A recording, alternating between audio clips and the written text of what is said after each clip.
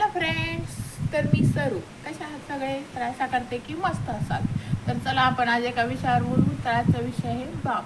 तर बाप सगळ्यांचाच, बापा लिकींसाठी तर बाप खासच असतो, पण प्रत्येकासाठी प्रत्येक बाप लिकीचं नातं काहीसं वेगळं असतं. कुणाचं कसं तर कुणाचं कसं असतं. तर माझ्या पप्पाबद्दल बोलायचं झालं तर एक आत्ताच घडलेला एक किस्सा तुम्हाला सांगते. आवडला तर चॅनलला सबस्क्राईब करा आणि व्हिडिओला लाईक करा एका बापासाठी लिकेसाठी, आणि चॅनलला सबस्क्राईब करा आणि खूप सारा सपोर्ट्स करा. तर ठीक आहे, तर चला सांगते.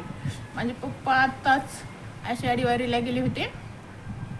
मग माझे पप्पा तो आचारी आहेत, म्हणजे स्वयंपाकाचे काम करतात. तर एका दिंडीचा त्यांनी स्वयंपाक घेतला आणि आचारी कामासाठी ते गेले होते सोबत एका महाराजांच्या लातूरच्या. तर तिथे गेल्यानंतर त्यांची तब्येत बिघडली आणि पोट दुखत होते त्यांचं. तर त्याच्यामुळं नंतर ते खूप घाबरले तिथं आणि रडायला लागले. म्हणजे आमचे पप्पा आजाराला खूप घाबरतात. थोडं काही दुखायले की त्यांना लगेच रडू येतं आणि ते खूप रडायला लागले. की मग सगळे थोडे दिंडीतले लोक जवळ गेली, काय झालं काय नाही, काय करायचं, घाबरू नका, आम्ही नेतो दवाखान्यात, घरी कुणाला कॉल वगैरे करायचे का असं विचारले माझ्या पप्पाला.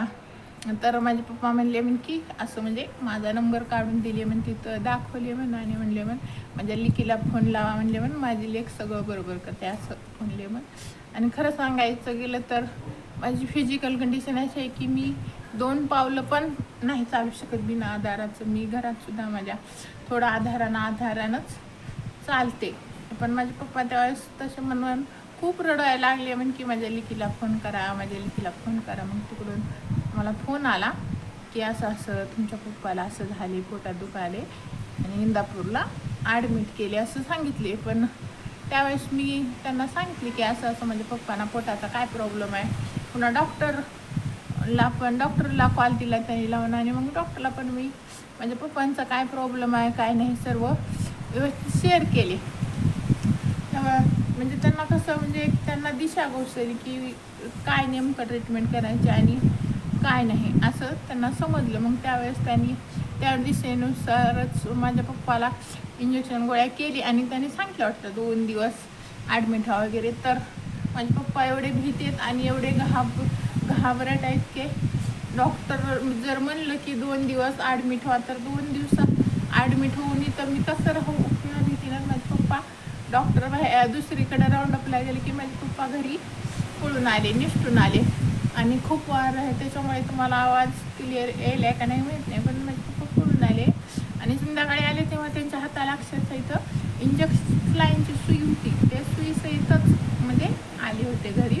नंतर मग मीच इथं मेडिकलवाल्याला कॉल केले आणि त्यांची सुई वगैरे काढून घेतली. नंतर त्यांना लातूरला 2 दिवस दाखवलं आणि आता ते खरं तर नॉर्मल आहेत. पण तुम्हाला हे सांगायचं पॉईंट ऑफ म्हणजे वडिलांचं काळीज कसं असतं बघा. तर एका लेकीसाठी स्पेशली कसं असतं, कसं जरी असले तरी व्यसनी असू कसंही असू, पण त्यांच्या मुलीसाठी त्यांच्या हृदयात एक स्पेशल स्थान असतंच. तसं माझ्या पप्पा मला बघायला गेलं तर माझीच फिजिकल कंडिशन अशी असताना पण माझ्या पप्पांना फक्त असं वाटत होतं की त्यांच्या लेकीला फोन करा किंवा त्यांच्या लेकीला पारा इतकं सुटलं आहे की माझा मोबाईल पुढं बाहेर भीतीवर अंगणात जाऊन पडला, म्हणजे आतमधून बाहेर जाऊन पडला.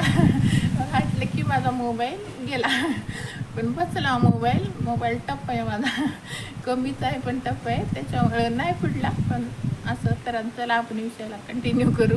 तर माझ्या पप्पांना बघा, तर त्यांची मुलगी इतकी अपंग असून लाचार असून पण इतकं म्हणजे असा अभिमान वाटतो की मी सगळं ठीक करू शकते. तर त्यांनी मला कधीच असं लाचार, कमजोर, वजव असं मग कधीच फील करू दिले नाही, कधीच नाही. आणि त्याच्यामुळेच मी पण कधी स्वतःला मी कमजोर आहे, मी काय करू शकते, मी करू शकत नाही असं मी पण स्वतःला कधीच म्हणजे मी फीलच होऊ देत नाही. तसं पण मी फील होऊ देत नाही आणि माझी फॅमिली पण नाही करून देत मला की तुला काय होणार आहे, तुझ्यानं काय होत नाही असं कधीच ते पण म्हणत नाही. त्याच्यामुळं असं भारी वाटलं मला खरंच, म्हणजे मन भरून आलं, म्हणजे डोळे पण भरून येत होते. ते जेव्हा फोन करून त्यांच्यासोबतचे लोक मला पुन्हा नंतर सांगत होते की असं कसं लिकीवर एवढा जीव आहे वगैरे असं सगळे म्हणत होते म्हणून तिथं, तेव्हा लय खरंच भारी वाटलं. पण बापाचं काहीच त्याच्या लिकीसाठी वेगळंच असतंय, ते तेव्हा प्रूफ झालं नाही. तर एरिया माझे पप्पा कधी असं एक्सप्रेस नाहीत, काहीच होत काय बोलत नाही, दुखलं विचारत नाहीत, असं म्हणजे स्पेशल काहीच नाही. हल्ली पिल्ली पण एवढे जास्त विचारत नाहीत, म्हणजे असं टाकून पण बोलायचं नाही आणि जास्त खालीच का पिल्लीस का असं वगैरे जास्त पण लडलड पण करायचं नाही. पण असं काय घडलं तर माणसाला कळते की आपली व्हॅल्यू कुठे किती आहे आणि काय नाही. तर इतकंच. तर शेअर करा मग तुमच्या पप्पांसोबत तुमचा बॉन्ड कसा आहे, आणि वाटलंच तर एक लाईक एक शेअर करायला विसरू नका. बाय.